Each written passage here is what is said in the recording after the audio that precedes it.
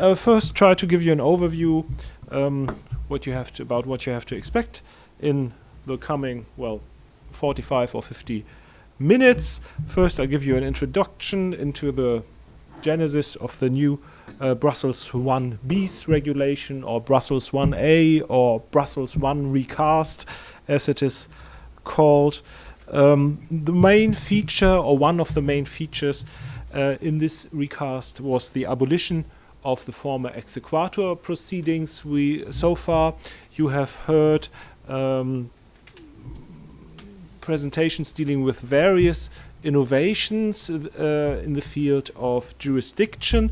Of course, these changes are important, but I think that with regard to the abolition of exequatur, we really have a kind of paradigm shift, a wholly new system.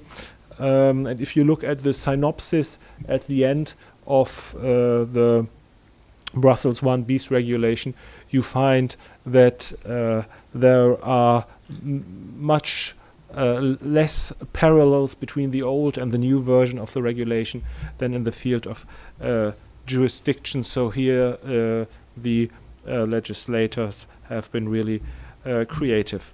I will then explain to you some basic concepts about recognition and enforcement, and the remaining grounds for refusing recognition or the enforcement of foreign judgments. I'll give a short outlook on further improvements contained in the new regulation, which are aimed at making the enforcement of foreign judgments more effective and more efficient. There's also a new provision on the adaptation of foreign measures, which are not known in the law of the requested states. And since the regulation is still fairly new, I will also give a short outlook on transitional problems. Well, by now you are aware of the basic history. It all started in 1968 when the Brussels Convention was concluded between the then 6 member states of the European Community. This was then transformed in 2001 into the Brussels 1 regulation. After a period of time had passed, the practical evaluations made under this regulation were evolved in the so-called Heidelberg report by the professors Hess, Pfeiffer, and Schlosser. It should really be the Heidelberg-Munich report, because Peter Schlosser is, of course, a professor in Munich, and Burkhard Hess is now in Luxembourg, but nevertheless, it is called the Heidelberg report.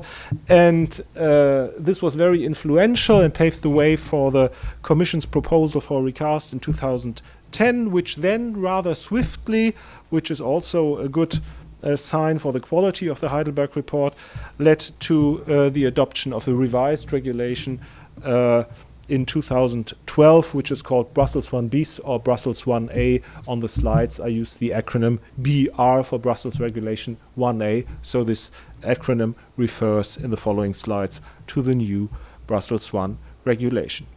One of the main aims was to make cross-border litigation less time-consuming and costly, and this aim should be achieved by the abolition of the former exequatur proceedings. The revised regulation then entered into force on the 10th of January in 2013, but it is applicable only since the 10th of January 2015. As I said already, we will take a closer look at transitional problems at the end of the presentation.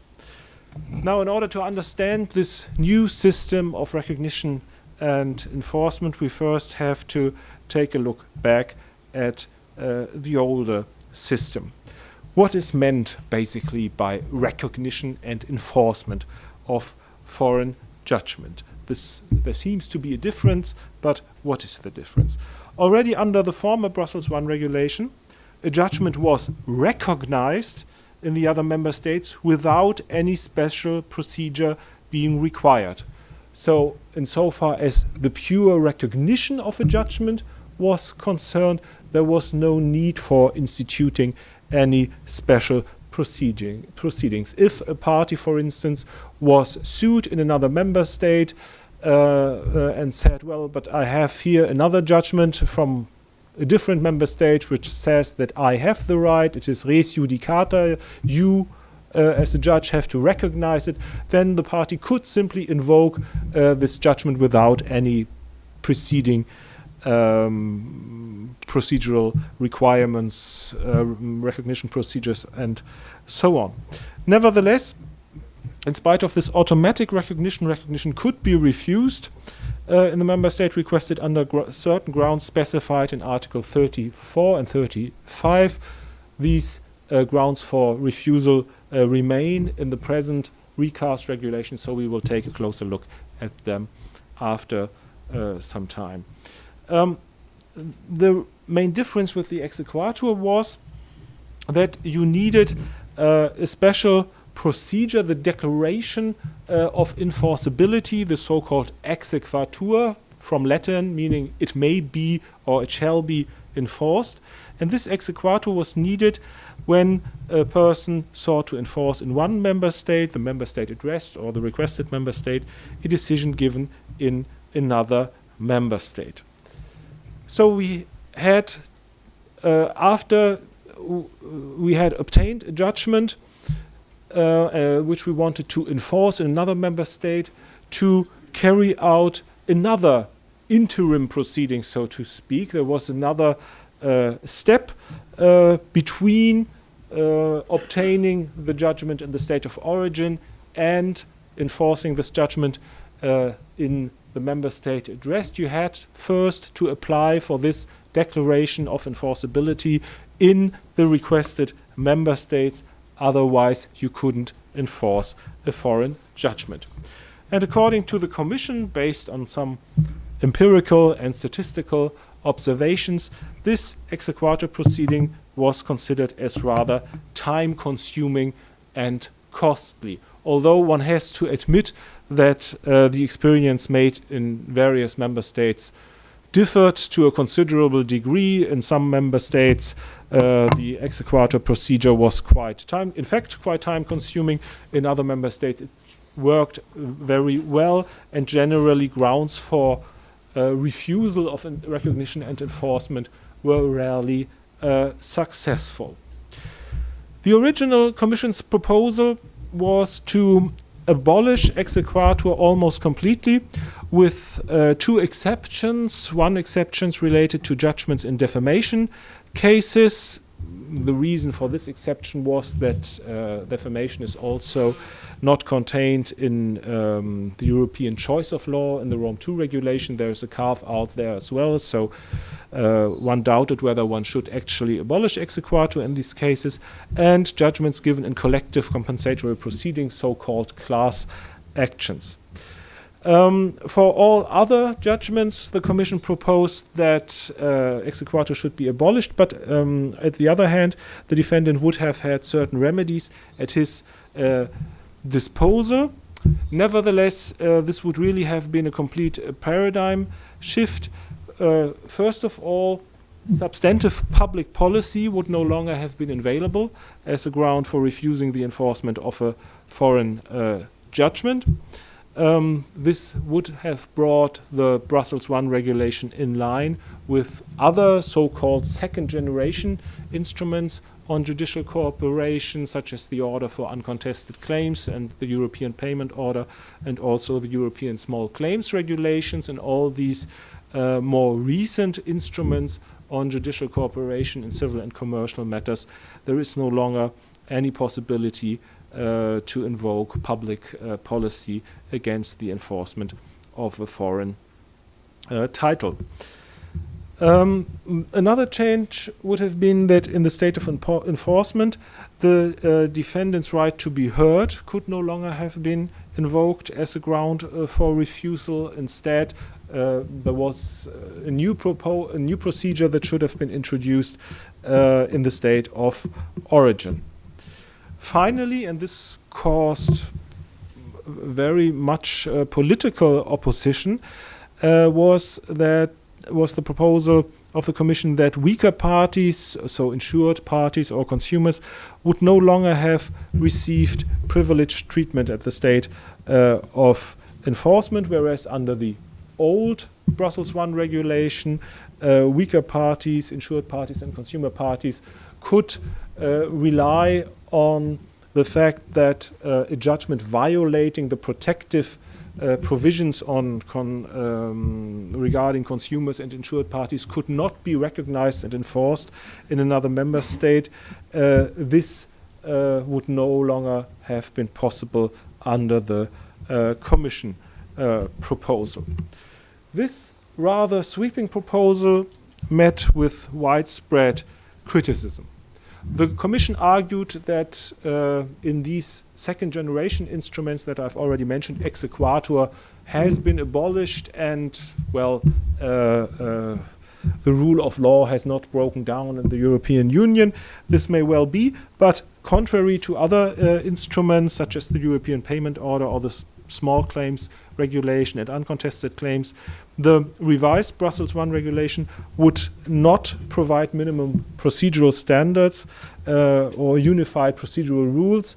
It is true that in the order for uncontested claims or the payment order or the small claims regulation, exequatur and public policy control have been abolished, but on the other hand, the underlying procedures and the process in which the title, which is then enforceable throughout the Union, is created, have been unified to a certain extent. It's also controversial whether these common standards suffice, but nevertheless this is a different approach than that traditionally followed under Brussels I, under the Brussels I regulation, where we have rules for jurisdiction and rules for recognition and enforcement, but we don't have common minimum procedural standards, at least not explicitly.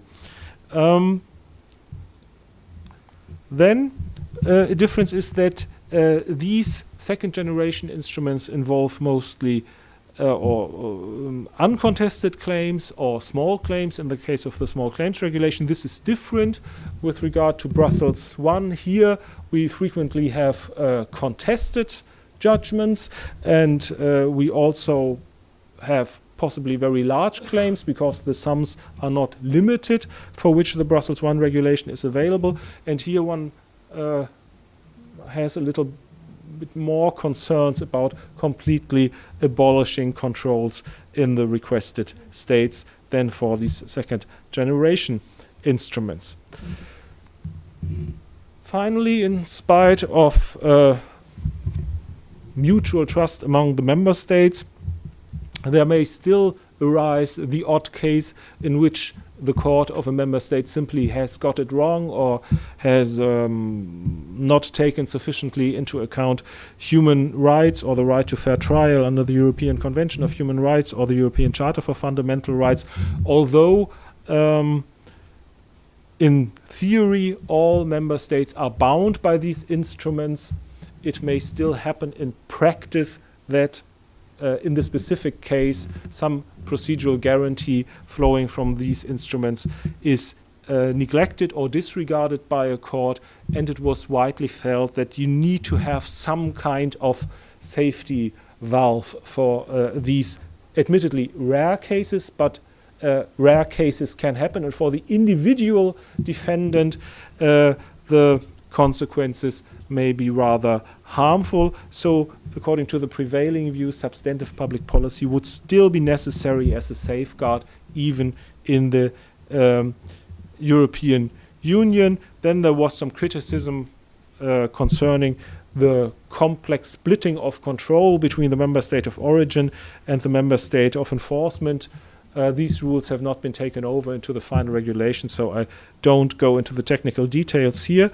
And as I've already mentioned, the Commission was widely criticized for abolishing the protection of weaker parties at the stage of enforcement as well, because it was argued that consumers or natural persons as insured parties are frequently, well, as one says in economic parlance, rationally apathetic. They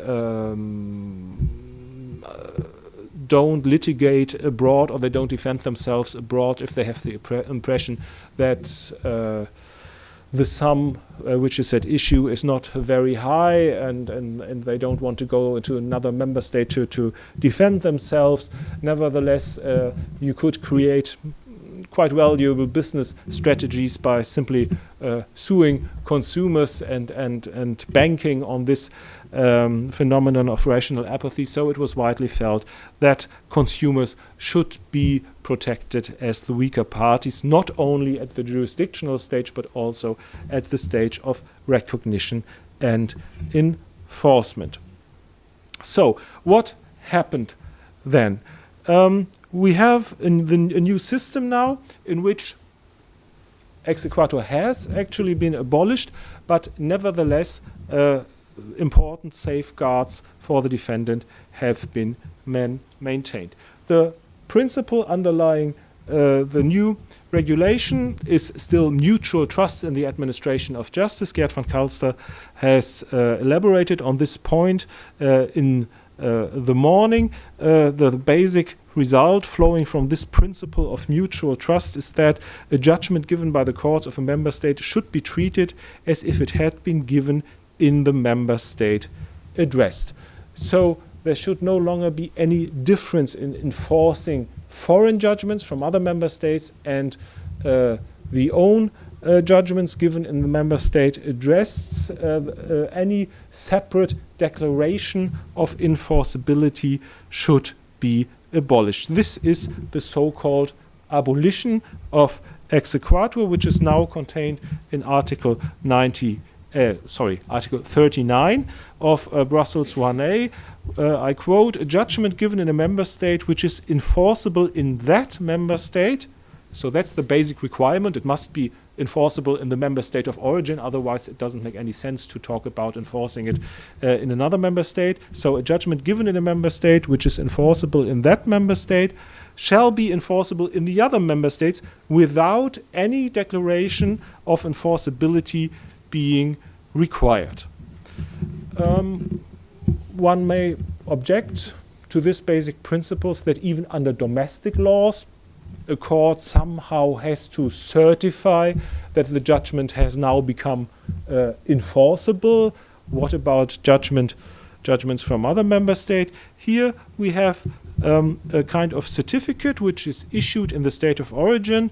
The technical details are provided for in Article 53 of Brussels 1 bis, and this certificate is a kind of functional substitute for the former declaration of enforceability. So it's the state of origin itself which states that the judgment issued in this state has now become enforceable.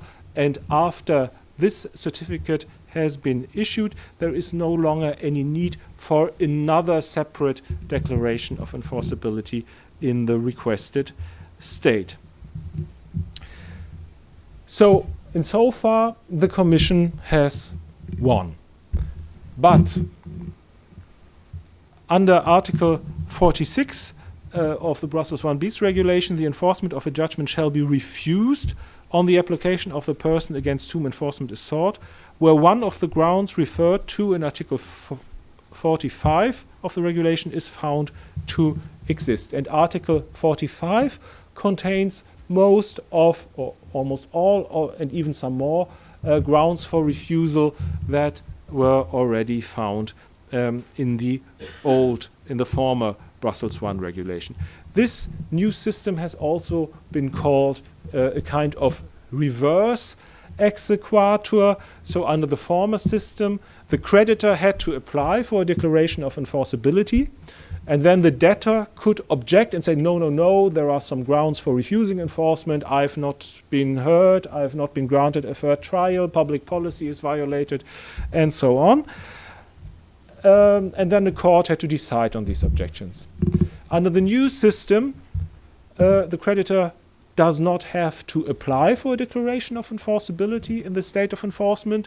The judgment is enforceable as such, but then the debtor still has the possibility to raise objections against this, against the enforcement of this judgment. So we eliminate this formal intermediate stage of a declaration of enforceability, but we maintain the substantive rights of defense that the debtor has against a foreign judgment. And this is a very important shift, a reversal of procedural roles, so to speak. As I've already said, Article 45, which is mentioned here in the provision on the refusal of enforcement, mostly replicates and even slightly extends the grounds for refusing the recognition of foreign judgments already found in the older regulation. I'll explain this in more detail later. So, this is also a very important deviation of Brussels 1 bis from the second generation instruments, such as the European Order for Uncontested Claims, Payment Order, and Small Claims, because, as I've already said, these newer generations don't have a public policy defense, and also other grounds for refusing enforcement are less pronounced in these newer regulations. So, in certain cases, using these instruments may still be more advantageous to the judgment creditor. This is also the reason why the European Order for Uncontested Claims was not abolished after Brussels 1 bis had been passed. That was the original plan in the original Commission proposal of 2010. It was stated that once exequatur would have been abolished under Brussels 1 bis, there would no longer be any need for the European Order for Uncontested Claims. But since now these practical differences remain, the Order for Uncontested Claims has been kept on the books and may still be used by practitioners, which also leads to the sometimes intricate problem of a prognosis for lawyers. I mean, as you are judges, it's not your problem, but it's a problem for legal practice for lawyers when they have to decide which instruments they have to choose in the best interest of their client, who's the plaintiff, the creditor, and it's better for lawyers if they don't make a mistake in this regard. And given the specific procedural situation, it may sometimes be rather difficult to make a reliable prognosis whether in a given case it may be more advisable to rely on the Order for Uncontested Claims or to pursue the regular path under Brussels 1 bis. So this depends on the specific facts of the case. Now, coming to recognition. As before, of course, recognition does not demand any special procedure. A party who wishes to invoke a foreign judgment must produce a copy of the judgment. Technical details are defined in Article 37(1)(a), and the certificate that I've already mentioned. I'll spare you the technical details. The form for this certificate is set out in Annex 1 to the Brussels 1 bis regulation, and if necessary, a translation of the judgment has to be provided as well, but only if necessary, if the certificate is enough in order to see, this claim has been already decided on, it has res judicata, so I can dismiss the case as a judge, then it's not necessary to demand a full translation of the judgment. When is pure recognition an issue? Usually when it comes to claims for the payment of money or other obligations that have to be performed by the debtor, the creditor is interested, of course, in enforcing foreign judgments and not merely having them recognized. So recognition may be important as a defense in another subsequent proceeding, and it's pure recognition of foreign judgments may be relevant, for instance, for declaratory actions.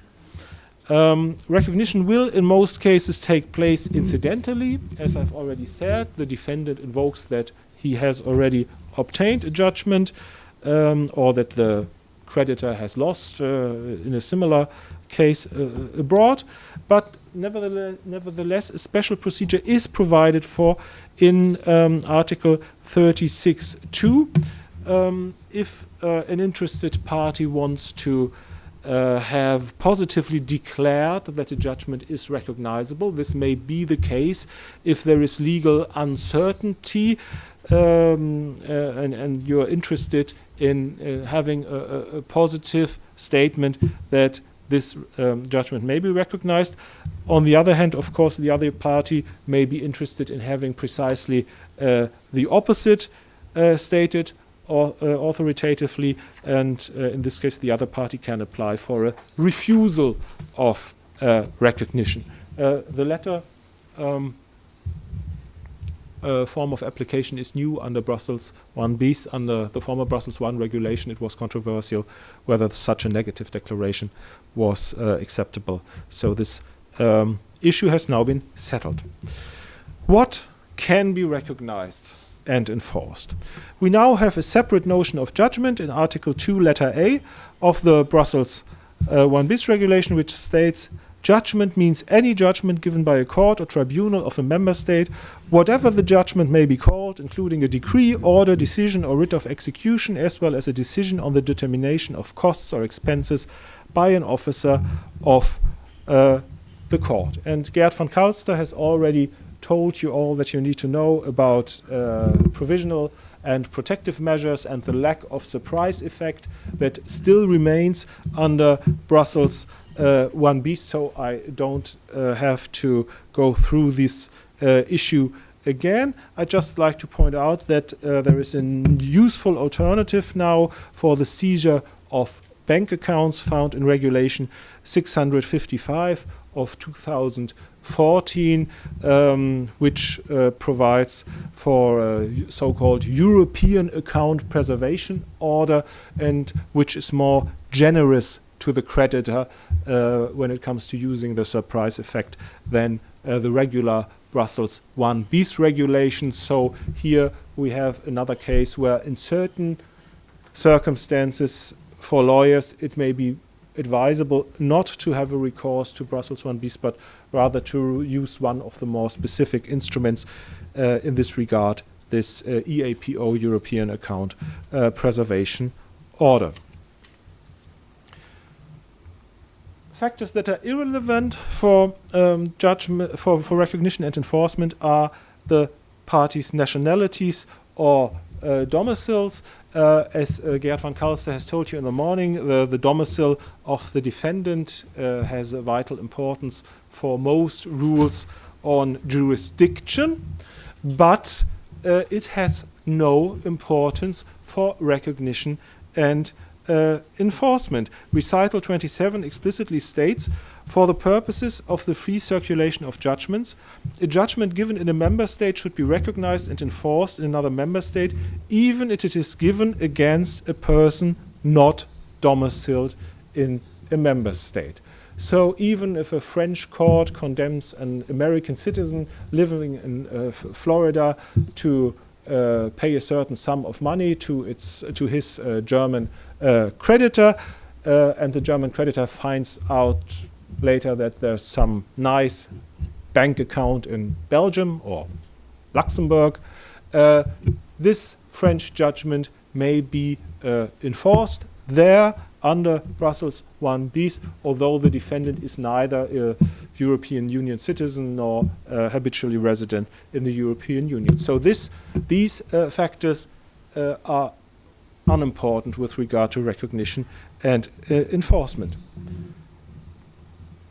Moreover, the basis for jurisdiction of the court of origin, except for the cases enumerated in Article 45, paragraph 1, letter E, is unimportant for recognition and enforcement. So even if a court in a member state has recourse to a jurisdictional norm that is found on a black list that is excluded by Brussels 1, still such a judgment may be enforced in another member state. So in the example just given, if an American citizen is sued under Article 14 or 15 of the French Code Civil, or sued under Section 23 of the German Code of Civil Procedure, this may still be enforced in other member states. This is not very friendly towards defendants from third states, and Americans and Japanese and Chinese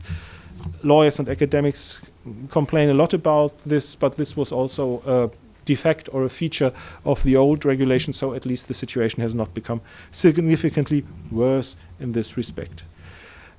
Finality of the judgment is not required, as Article 39 Brussels 1A states. The judgment must have become enforceable, so even a provisional enforceability is sufficient.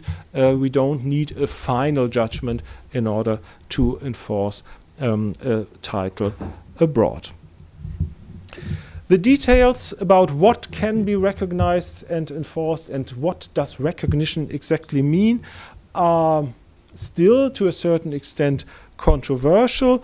Especially controversial in recent years has been the question whether only decisions on the merits are covered or whether decisions on jurisdiction are covered as well. There is a leading decision in this regard. This is the Gotha case, and we will deal with this case in the afternoon and also tomorrow morning in the workshop. Here, the European Court of Justice has assumed a rather wide understanding of recognition and enforcement. It decided that, first of all, Chapter 3 also covers a judgment by which the court of a member state declines jurisdiction, although this is, according to laws of certain member states, merely a procedural judgment. Nevertheless, it may acquire res judicata, according to the Court of Justice. And what is more, the Court of Justice decided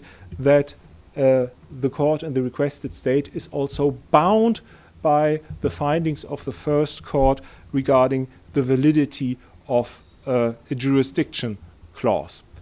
We will look into this rather complex case in more detail in the practical workshop. What is not recognizable? Well, first of all, at least under the regulation, ex parte decisions on preliminary or provisional measures are not recognizable unless the judgment containing the measure is served on the defendant prior to enforcement. That's the lack of surprise effect that Gerd van Kalster has already told you about. Moreover, a decision on recognition or granting exequatur of a judgment rendered in a third state is not enforceable. That's the old saying, exequatur sur exequatur ne vaut. So if an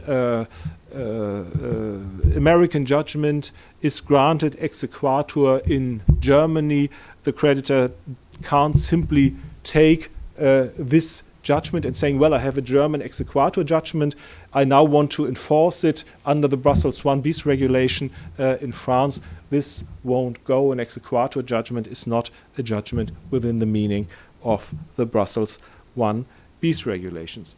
Likewise, although this is more controversial than the question that I've just talked about, is the situation for decisions of a state court into which an arbitral award has been merged. It has been argued by some lawyers in the past that at the end of the day, even such a judgment is a judgment of a state court, which should then be enforced under Brussels 1. But given the fact that arbitration is still largely outside the scope of Brussels 1 bis, the situation has not changed, so that such merger decisions can, that's the prevailing opinion, not completely uncontroversial, but the prevailing opinion, such decisions cannot be enforced under Brussels 1 bis as well.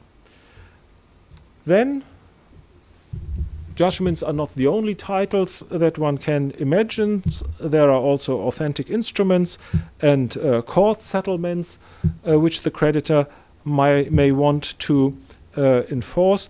These are not judgments as technically defined in Article 2A, but nevertheless they may be enforced in a similar fashion. The technical details are provided for in Articles 58 to 60 if you're interested in these specific questions, but I won't deal with details here in this presentation. The basic effect of recognition is that recognition extends the effects that a judgment has in the court of origin to the territory of the requested state. This has been supported, at least in principle, by the European Court of Justice in the Gotha decision that I just mentioned, which was a case, of course, under the older Brussels I regulation. And in this decision, the court stated, a foreign judgment which has been recognized under Article 33 of the former Brussels I regulation must, in principle, have the same effects in the state in which recognition is sought as it does in the state of origin. So this means that by recognizing a foreign judgment, it's not simply transformed into a judgment under the law of the requested state, but it remains a foreign judgment. This has the practical consequence that the effects of a foreign judgment may, in certain circumstances, go beyond that, beyond those effects that a judgment passed in the requested state would ordinarily have, provided that these extended effects do not violate, of course, the public policy of the requested state. In spite of this hypothesis, the court went on then and did something else with regard to res judicata, but we'll talk about this more in more detail in the practical workshop. Now I come to the grounds for refusing recognition and enforcement. In the debate about the abolition of exequatur, the most widely discussed ground for refusing recognition enforcement is public or was public policy, although in everyday practice, public policy is very rarely successfully invoked. So in 90% of the cases, public, or more than 90%, public policy is not actually violated, but it's a standard argument frequently raised by lawyers that some procedural divergences between the member states amount to a violation of public policy, but actually this is rarely the case. But these cases, of course, then attract a lot of academic and practical intention. In this regard, the public policy clause remains unchanged, so former case law remains applicable, in particular the European Convention on Human Rights and EU public policy, in particular Article 47 of the Charter of Fundamental Rights, are also parts of the domestic public policy of each member state. So although states defend their own public policy, they have to take these European guarantees into account. On the other hand, one must not equate mere violations of EU law with a violation of public policy in each case, because even EU law contains ordinary private law rules or some technical rules which may be violated by a court of a member state because the judge gets it wrong, but these simple mistakes in applying EU law do not lead to the consequence that subsequently such a judgment could be refused on grounds of public policy. This has just last year been decided by the Court of Justice in the Diageo Brands case with regard to the trademark directive. Here, the Court of Origin had rather obviously violated the trademark directive. Nevertheless, this judgment, which had become final, could then be enforced in other member states. There's a prohibition of so-called révision au fond, no review on the merits of a case in Article 52, Brussels 1 bis, and unless there is an actual violation of public policy, we have to obey this prohibition of review of the merits. So even if we see at first glance that the foreign court has got it wrong, has misapplied law, then we can't simply say we we know it better than the court of origin, therefore we won't refuse the judgment. We refuse enforcement of the judgment. This would not be acceptable unless we really can state that public policy, so some fundamental essential value judgment, is infringed. Moreover, parties have some responsibility as well. This was also stressed by the court in this Diageo Brands case. If they see that things go wrong, and if they perceive that things may even go terribly wrong, they have to object in the court of origin, and they have to pursue the legal remedies available to them in the court of origin. They can't simply, lawyers can't simply relax and say, now the judge has made a terrible mistake, and I will say nothing because it guarantees that the creditor will never be able to enforce this judgment anywhere else. This is not the most intelligent strategy. The court has stressed that the individuals concerned must avail themselves of all the legal remedies available in the member state of origin with the view to preventing such a breach before it occurs. So it's not a wise strategy simply to wait for accidents to happen and then staying silent, but parties have an active responsibility to prevent breaches of public policy as well. A subject which is still controversial are judgments which do not give any reasons. On the one hand, one could say, well, why should this be an obstacle? Because the court in the requested state cannot review the merits of the case anyway, Article 52, Brussels 1 bis.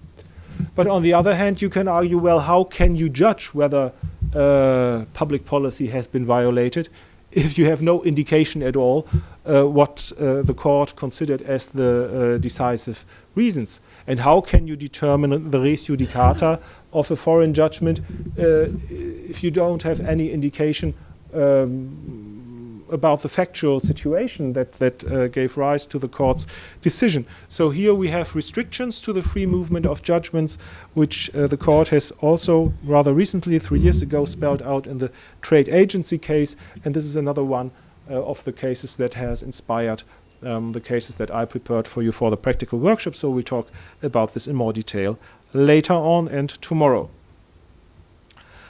Another ground for refusing recognition and enforcement is the right to be heard and to be informed properly with about the fact that a claim has been lodged against a party. A party must be served with a document which instituted the proceedings in a proper or at least timely manner. This is unchanged from the earlier version. This does not mean that there are no changes at all, because this provision and also the provision on public policy has to be read in conjunction with the evolving case law of the Court of Justice on the service regulation, especially the ALDA case, and this is also a question that we're going to look at into more detail in more detail in the practical workshop. So I'll skip this for reasons of time. Then another ground for refusing recognition and and enforcement is the fact that the judgment may be irreconcilable, with a judgment either given in the member state addressed or in another member state or in a third state. What are irreconcilable judgments? Well, basically, so this is the wording of the two provisions dealing with irreconcilable judgments. What are irreconcilable judgments? Here, the definition is still valid that the Court of Justice has given in the Hoffmann-Krieg case: judgments that entail legal consequences which are mutually exclusive. Both judgments must have been rendered between the same parties, including cases of succession of rights as well. And if decisions are irreconcilable in this regard, then still under the Brussels 1 bis regulation, the domestic judgment prevails in any case, regardless of the priority. So if we have irreconcilable judgments, one from France, one from Germany, and the creditor tries to enforce the French judgment in Germany, the German judgment would prevail, even if the French judgment was passed before the German decision. From a point of view of legal policy, this is debatable to say the least, but it's still the law as it stands. More complicated issues arise with regard to judgments of another member state or from a third state. The definition of irreconcilability is the same as in letter C. The requirement that the judgment must have been passed between the same parties is also the same as in letter C. The different wording with regard to the same cause of action, well, it is controversial whether this makes a substantial difference. If it does, then probably not such a big difference. An interesting question that has also occupied the Court of Justice recently is whether judgment given in another member state has to be read in the way that it means another member state than the state of enforcement, or whether it means a third state, meaning either a third state outside of the EU or a third member state, so that this provision would apply only to triangular relationships where we have a judgment from the state of origin and a judgment from another member state, and then we have a collision in the state of enforcement. So this has been controversial whether this provision relates only to 3-state or also to 2-state scenarios. In the German, Romanian Salzgitter case, the Court of Justice decided that only 3-state scenarios are covered by the provision. Here we had the rather bizarre constellation that we had 2 conflicting Romanian judgments, and one of them was to be enforced in Germany. The defendant objected, saying these are irreconcilable judgments within the meaning of letter D, but the Court of Justice and also the German courts, the Federal Court of Justice in Germany, refused this application for refusal of or denied this refusal because they said mutual trust among member states demands that such defects be cured in the member state of origin. So in this case, if such a situation arises in Romania, then the defendant has to avail himself of all the legal means available in this member state to prevent such a situation from happening, but it's not for the state of enforcement, so to speak, to clean up the mess and to decide which of the 2 judgments should prevail. If we have irreconcilable judgments under letter D, then, and this is the decisive difference with letter C, the conflict is solved according to the principle of priority. So here, the earlier judgment prevails.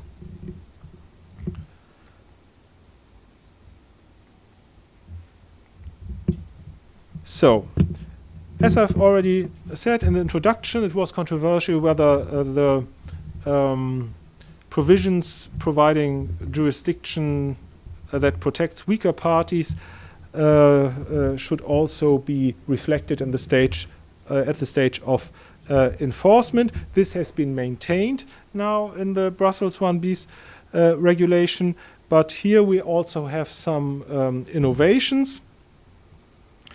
First of all, employees. This is particularly relevant for those of you that work who work in the field of labor law. Employees are now included as protected parties as well. It has never been quite understandable why insured parties and consumers should be protected but not employees. This long-standing defect of the old regulation has now been cured by the new regulation.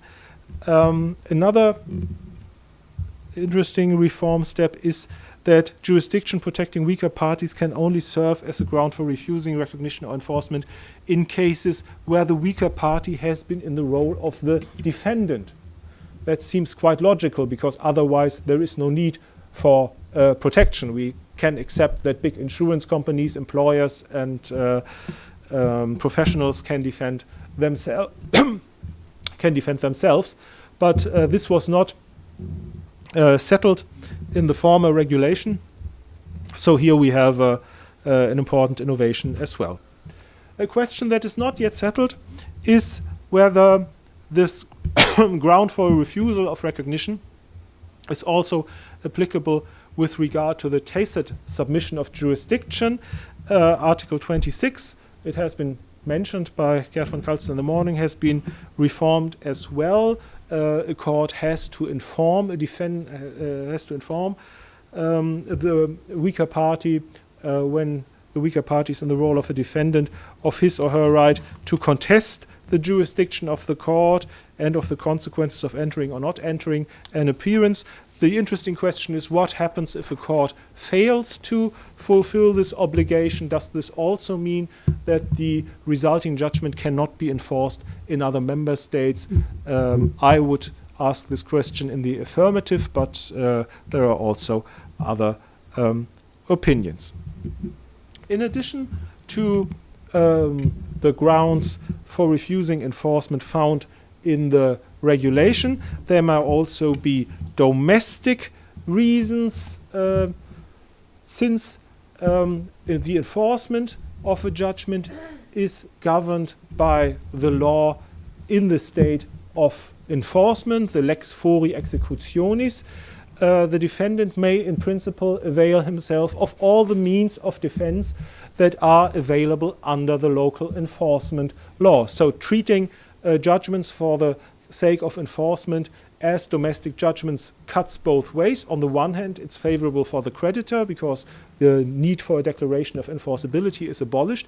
But on the other hand, of course, the debtor must be granted the same rights of defense within the stage of execution that he or she enjoys with regard to domestic judgments. This is particularly problematic with regard to the problem of compliance with a foreign judgment, because there are some member states, in particular Germany, which provide for specific procedures in which compliance with the judgment may be evoked at the stage of execution, and it is problematic, or it was problematic, whether this was compatible with the old Brussels I regulation. Brussels I bis has made some changes here.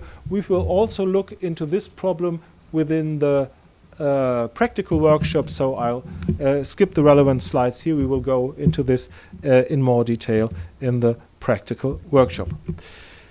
Then there are some further improvements. Under the former Brussels I regulation, only the declaration of enforceability carried with it the automatic power of the creditor to proceed to any protective measures. Before that, the creditor was limited to provisional measures available under the domestic law of the state of enforcement.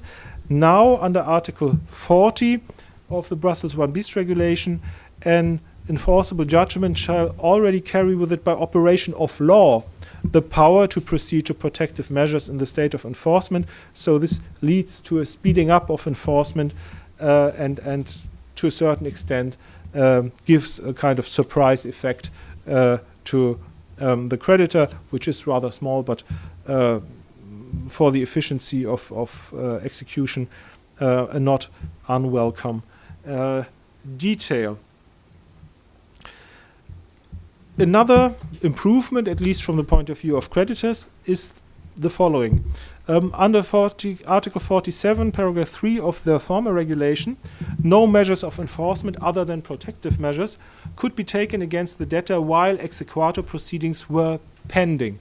So while the declaration of enforceability had not been granted, or while an appeal against this declaration of enforceability was pending, the debtor enjoyed automatic protection. The creditor could not have recourse to more than protective measures during this stage. This is no longer the case. Under Article 44, paragraph 1, the debtor now has to file an extra application for any suspension or limitation of enforcement proceedings.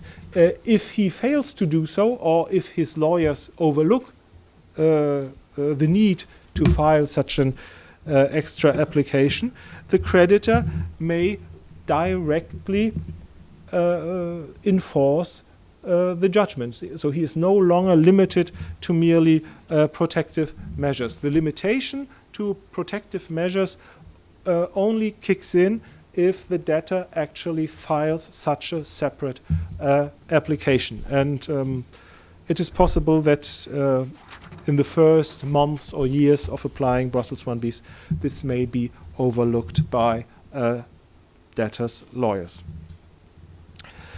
Finally, an interesting innovation, particularly from a conflict of laws perspective, is that the Brussels 1Bs regulation now provides an answer to the long discussed question: what happens if a judgment contains a measure or an order which is not known in the law of the member state addressed? Because the law of enforcement of judgments is not unified in the European Union, and some states, some legal systems may contain some kinds of orders that other states, other member states do not have in their own legal system. Well, does that mean that such an order cannot be enforced at all in another member state? This would run counter to the idea of free movement of judgments. So in this case, the newly introduced Article 54 provides for the possibility of an adaptation of the foreign title, which means that the measure should, to the extent possible, be adapted to one which, under the law of the requested member state, has equivalent effects attached to it and pursues similar aims. I can't go into any detail here. The question how and by whom such an adaptation is to be carried out should be determined by each member state. This is not unproblematic because the organs, the officers entrusted with enforcing judgments may not be so well informed and educated about foreign laws. So it has been discussed whether the issue of adaptation should be rather entrusted to courts. The counter argument, of course, is that this would lead again to some kind of declaration of enforceability proceedings, which has just been abolished. So at least in Germany, this adaptation has been entrusted to the officers responsible for the enforcement. Finally, transitional problems. Just a short example: a judgment is given by a court in Brussels against debtor D on the 16th of January 2015, but the proceedings were instituted in June 2013. Which version of claimant C now wants to enforce this judgment in Germany? Which version of the Brussels 1 regulation will apply to the enforcement?